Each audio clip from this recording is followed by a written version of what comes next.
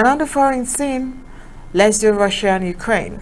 Last week, we started a series of reports about the U.S. wanting to train the Ukrainian military. On Monday, we updated reports and found out that the U.S. is yet to decide which of these military will carry out the training. While that decision is going on, who gets to train their Ukrainian military? Russia has said that providing Ukraine with the F-16 jets is a colossal risk for West, Russia says. Well, this warning comes after Joe Biden said U.S. will back joint efforts to train Ukrainian pilots to fly fighter jets. Providing Ukraine with F-16 fighter jets would be a colossal risk for Western nations, a senior Russian minister has warned as Washington and London reasserted their commitment to equipping the embattled nation with the military hardware it needs. Ukraine's President Volodymyr Zelensky has been pushing Western allies to supply the jets for months, with Downing Street saying on Saturday that the UK Prime Minister Rishi Sunak had again discussed the matter with him at the G7 summit in Japan. Делаем все, чтобы обеспечить безопасные условия для проведения референдумов, для того, чтобы люди могли выразить свою волю и то решение о своем будущем, которое примет большинство жителей Донецкой и Луганской народных республик, Запорожской и Херсонской областей, мы поддержим. В своей агрессивной антироссийской политике Запад перешел всякую грань.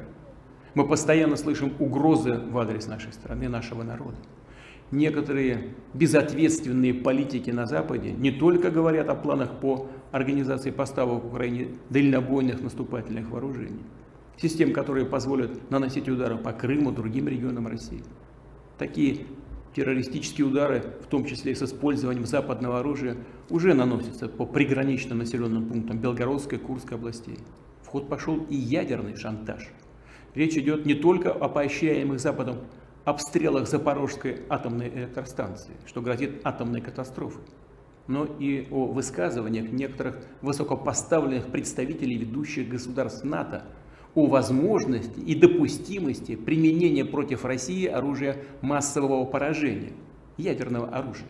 Тем, кто позволяет себе такие заявления в отношении России, хочу напомнить, что наша страна также располагает различными средствами поражения, а по отдельным компонентам и более современными, чем у стран НАТО. И при угрозе территориальной целостности нашей страны для защиты России и нашего народа мы, безусловно, используем все имеющиеся в нашем распоряжении средства. Это не блеф. А те, кто пытаются шантажировать нас ядерным оружием, должны знать, что роза ветров может развернуться и... Russia's warning comes after the U.S. President Joe Biden told allies on Friday that Washington would back a joint international effort to train Ukrainian pilots to fly F-16 and other modern fighter jets. According to Russia's state-owned news agency TASS, the country's Deputy Foreign Minister Alexander Gushko said, in his words, "We see that Western countries are still adhering to the escalation scenario. It involves colossal risks for themselves. In any case, this will be taken into account in all our plans, and we have all the necessary means to achieve the goals we have set." On Saturday, Number 10 welcomed Zelensky's visit to the G7 as a historic moment and a demonstration of the international community's steadfast support for Ukraine against Russia's aggression.